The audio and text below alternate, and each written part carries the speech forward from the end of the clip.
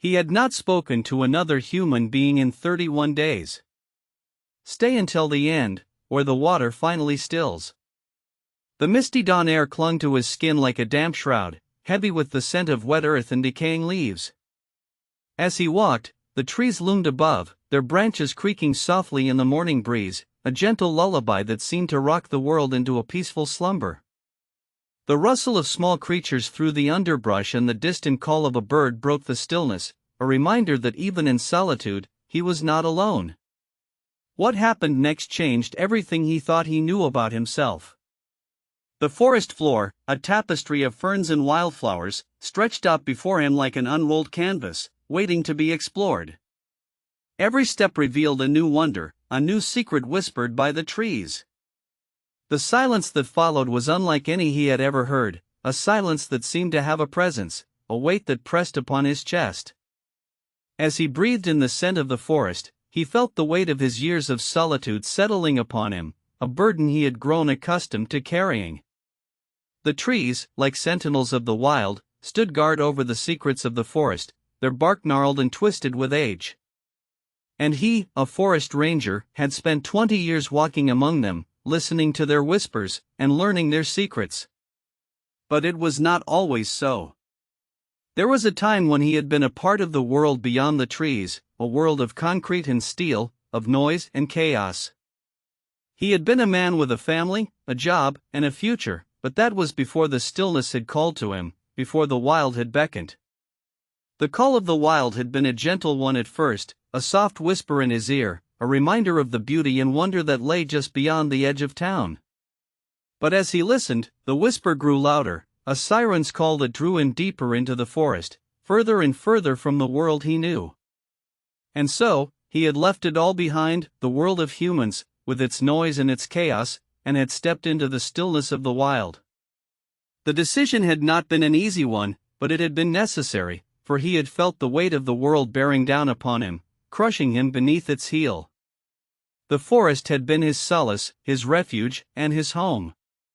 But as the years passed, he began to realize that the stillness was not just an absence of noise, but a presence, a living, breathing entity that pulsed with the rhythm of the earth. And he, a small but vital part of it, had been drawn into its rhythm, his heartbeat synchronizing with the beat of the forest. The trees, the creatures, and the land itself had become his family, his friends, and his companions. And in their company, he had found a sense of belonging, of being a part of something greater than himself. But there were moments of doubt and fear, when the stillness seemed oppressive, when the weight of his solitude felt crushing. And it was in those moments that he wondered if he had made a mistake, if he had traded one prison for another. The first turning point had come after 5 years in the wilderness, when a fierce storm had swept through the forest, threatening to destroy everything he had built. The winds had howled, the lightning had flashed, and the thunder had boomed, shaking the very foundations of his cabin. And in the midst of the chaos, he had felt a sense of peace, a sense of calm that had eluded him for years. For in the storm, he had seen the beauty of the wild, its power and its fury, and he had known that he was a part of it, a small but vital thread in the intricate tapestry of the forest. The second turning point had come after 10 years, when a young woman had stumbled into the forest, lost and alone. She had been a reminder of the world beyond the trees, a world he had left behind, and he had felt a pang of longing, a sense of regret for the life he had left behind. But as he looked into her eyes, he had seen the same sense of wonder, the same sense of awe that he had felt when he first stepped into the forest. And he had known that he had made the right decision, that the wild had been calling to him, guiding him towards a life of purpose and meaning. The third turning point had come after 15 years, when a fire had swept through the forest, threatening to destroy the very heart of the wild. The flames had crackled, the smoke had billowed, and the heat had been intense, a palpable force that had seemed to sear his skin. And in the midst of the inferno, he had felt a sense of despair, a sense of hopelessness that had seemed to engulf him. But as he watched the forest burn, he had seen the resilience of the wild, its ability to regenerate and renew itself. And he had known that he too could rise from the ashes, that he too could be reborn. As the years passed, he had grown to understand the language of the forest, a language that was both familiar and strange. He had learned to listen to the trees, to hear their whispers, and to feel their pulse.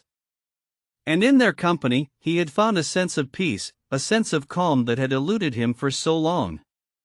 The forest had been his solace, his refuge, and his home. And as he stood there, surrounded by the trees, he felt a sense of gratitude, a sense of wonder at the beauty and the magic of the wild. The stillness that surrounded him was not just an absence of noise, but a presence, a living, breathing entity that pulsed with the rhythm of the earth.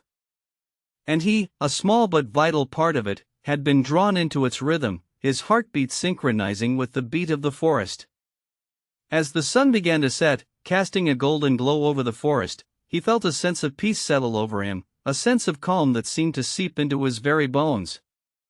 The trees, the creatures, and the land itself seemed to be at peace, and he, a part of it all, felt his own heart grow still. The silence that followed was unlike any he had ever heard, a silence that seemed to have a presence, a weight that pressed upon his chest. And in that silence, he found a sense of solace, a sense of refuge from the world beyond the trees.